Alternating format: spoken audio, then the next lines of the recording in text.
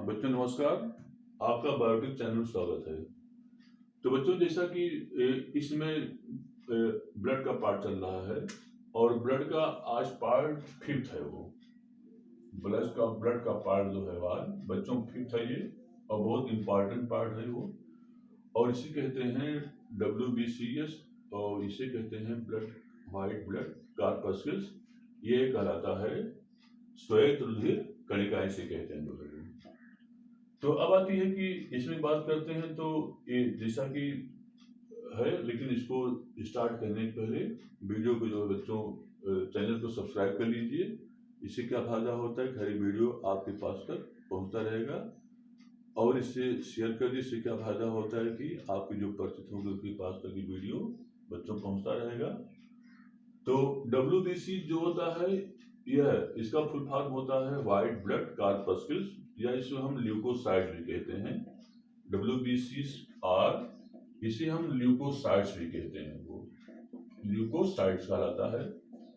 और ये दो प्रकार का होता है। वो ग्रेनुलोसाइट WBCs और सेकंड होता है एक ग्रेनुलोसाइट WBC होता है वो।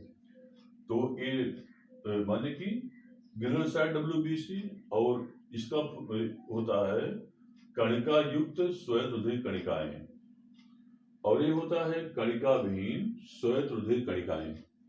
तो जो कणिका युक्त श्वेत रुधिर कणिकाएं होती हैं ये 3 प्रकार की होती हैं। नंबर 1 होता है एसिडोफिल्स और यूसिनोफिल्स, और नंबर 2 होता है बेसोफिल्स, और थर्ड होता है नोटोफिल्स, और इसे क्या कहते हैं PMNS या पॉलीमार्फो न्यूक्लियस कहलाता है वो। और जो एक ग्रेनुलोसाइट होता है WBC, ये 2 प्रकार का होता है।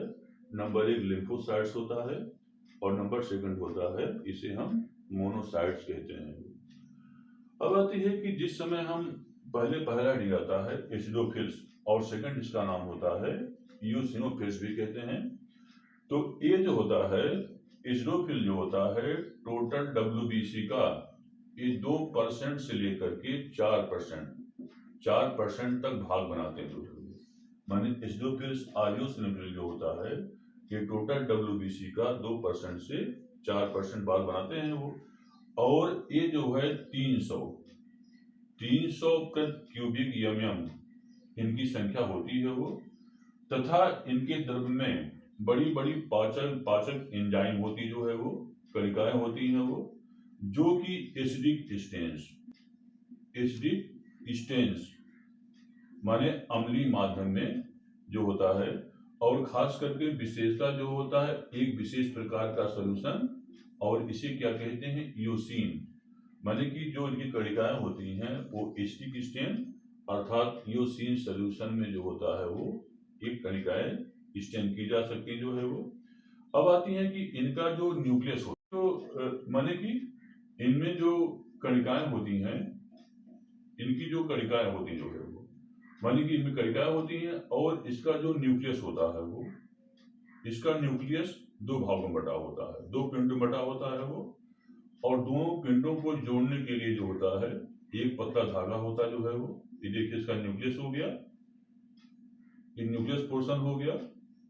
तो इनको न्यूक्लियस को जोड़ने के लिए जो होता है बीच में क्या होता है ये एक धागा होता जो है वो। अब आती है कि ये रुधिराण जो होता है शरीर में इम्यूनिटी, शरीर में जो होता है इम्यूनिटी माने रोग से लड़ने की क्षमता, और सेकंड होता है एलर्जी, इम्यूनिटी एलर्जी, और थर्ड होता है हाइपर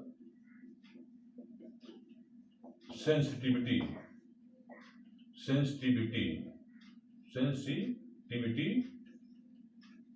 हाइपर सेंसिटिविटी में क्या करती है वो महत्वपूर्ण भूमिका कार्य करती जो है वो। इसलिए जो होता है जो इस ऐसे रोगों में माने जो पीड़ित व्यक्ति होते हैं इसमें इनकी संख्या क्या होती है बच्चों ये ज्यादा होती जो है वो।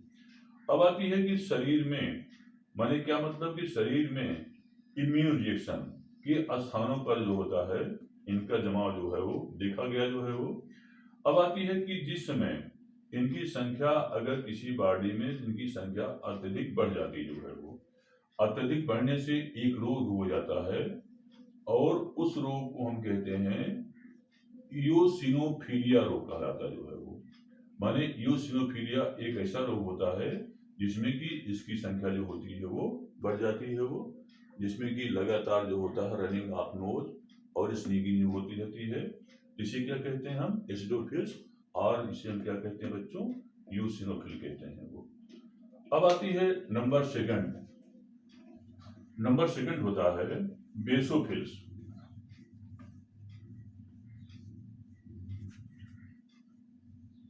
नंबर सेकंड है बेसोफिल्स। तो जो बेसोफिल होता है इसका केंद्र जो होता है न्यूक्लियस, वो कैपिटल एस के आकार का होता है, माने इस शेप होता है जो है वो। और इसमें जो होती हैं, इसमें A2WBC का लगभग 0.5 से 2% ये भाग बनाती है जो है वो। अब आती है कि अर्थात इनकी संख्या जो है 35 से 150 प्रति क्यूबिक mm इनकी संख्या जो होती है वो पाई जाती है वो।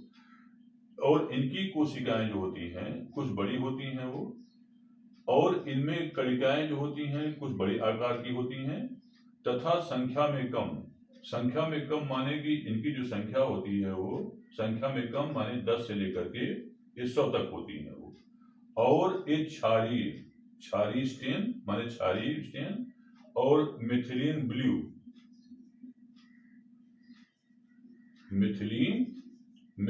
ब्लू में जो होता है ये स्टेन ले लेती हैं वो।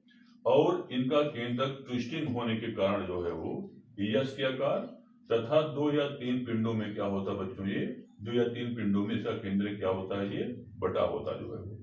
और इनकी कणिकाओं में 3 विशेष प्रकार का पदार्थ, एक को हम कहते हैं हिपेरिन, और सेकंड होता है हिस्टोमाइन,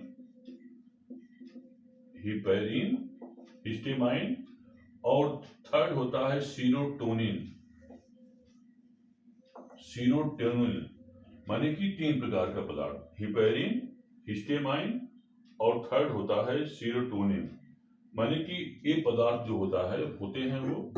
अब आती है कि इन्हीं पदार्थों के जमाव के कारण, माने कि इसका श्रवण कारण जो होता है क्षतिग्रस्त संयोजी ऊतकों की जो मास्ट सेल होती हैं वो, माने एक विशेष प्रकार की सेल होती हैं और इसे क्या कहते हैं हम? मास्ट सेल कहते हैं जो है वो। मास्ट सेल भी करती हैं वो। अतः ये रुधिराण जो है वो मास्ट सेल के ही प्रतिनिधित्व होते जो है वो। और ये ऊतकों में हमारे बॉडी में जो होता है एक विशेष प्रकार की क्रिया, और उसे कहते हैं इन्फ्लेमेशन।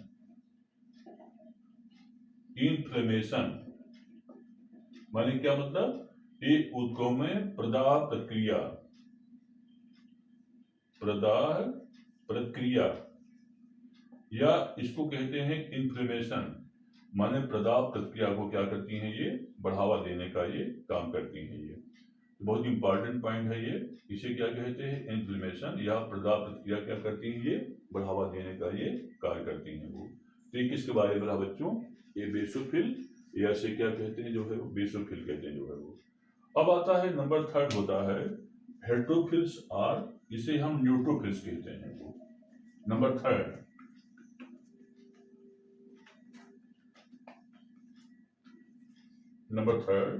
हेट्रोफिल्स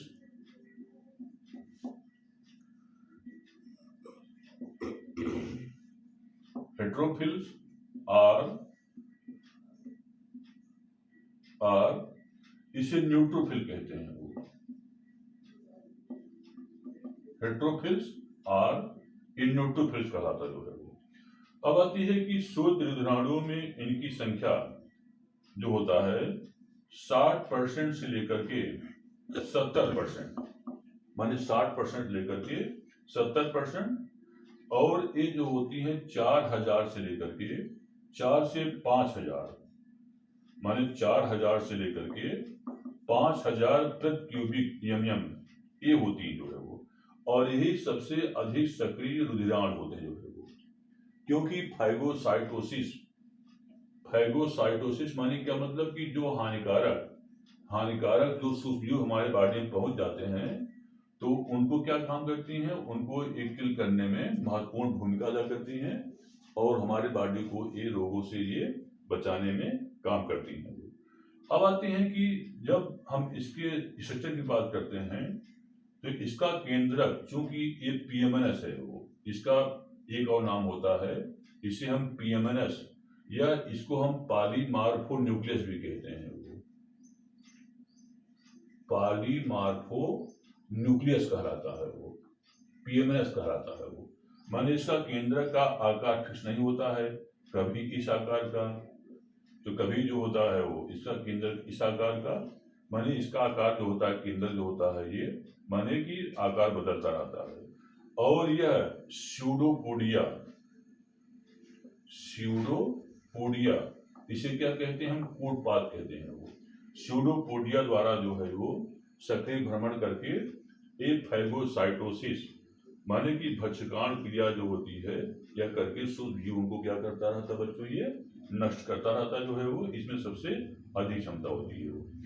अब आती है कि स्त्रियों में माने खास क्वालिटी क्या होती है कि स्त्रियों में कुछ न्यूट्रोफिल्स के केंद्रक में एक सूक्ष्म गोल सा पिंड जुड़ा होता है और इसे क्या कहते हैं, इसे हम ड्रम स्टिक कहते हैं जो है वो, इसे हम क्या कहते हैं, ड्रम स्टिक कहते हैं जो है वो। तो बहुत इंपॉर्टेंट पॉइंट होता है, ड्रम स्टिक कहते हैं।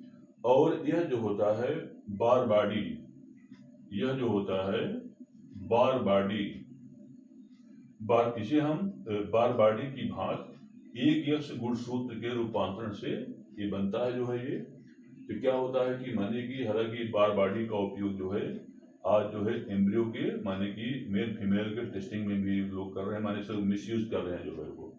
तो बार बॉडी की, क्योंकि अगर बार बॉडी है माने कि ड्रम स्टिक है वो, तो वह क्या है, वो फीमेल है, फीमेल एम्ब्रियो है वो। अगर ये नहीं है तो क्या होता है, वो मेल होता जो है ये। तो बच्चों इतना किसके बारे में रहा, ये रहा हेटेरोफिल्स, और इसे क्या कहते हैं बच्चों, हम न्यूट्रोफिल्स कहते हैं जो है वो। तो इतना इसके बारे में रहा, जिसे कहते हैं कि WBC का क्या हो गया, ये WBC का जो है वो एक ग्रेनुलोसाइट इसके अंतर्गत आता जो है वो। अब नेक्स्ट हेडिंग आता है ए ग्रेनुलोसाइट्स, नेक्स्ट वर्ड होता है वो ए ग्रेनुलोसाइट्स।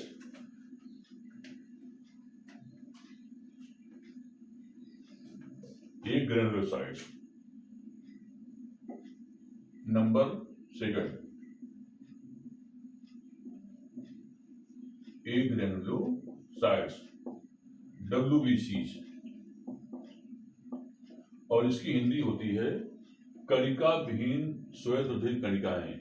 इसकी हिंदी होती है कणिका विहीन श्वेत रुधिर कणिकाएं। तो वास्तव में क्या होता है कि इनकी कोशिका द्रव्य में जो होती है वो कणिकाएं नहीं होती हैं, वो अगर होती हैं तो थोड़ी सी इसमें जैसे केंद्रक इसका हो गया, अगर कणिकाएं होती हैं थोड़ी सी नीली कणिकाएं जो होती हैं पाई जाती हैं वो। अब आती है कि इसका केंद्रक पिंडाकार ना होकर के तो थोड़ा सा एक और बच्चों क्या होता है, वो कटा होता है वो, इसलिए इसे हम मोनोन्यूक्लियर, इसे जो होता है हम मोनोन्यूक्लियर भी कहते हैं जो है वो, कहते हैं वो। और ये दो प्रकार का होता है वो, नंबर एक लिम्फोसाइट्स, नंबर एक लिम्फोसाइट्स होता है, और नंबर सेकंड जो होता है उसे क्या कहते हैं, हम मोनोसाइट्स कहते हैं। तो बच्चों अब जो है इसको हम अगले इसमें वीडियो में पढ़ाएंगे, इसको जो है वो लाइक करना ना भूलिएगा बच्चों। धन्यवाद।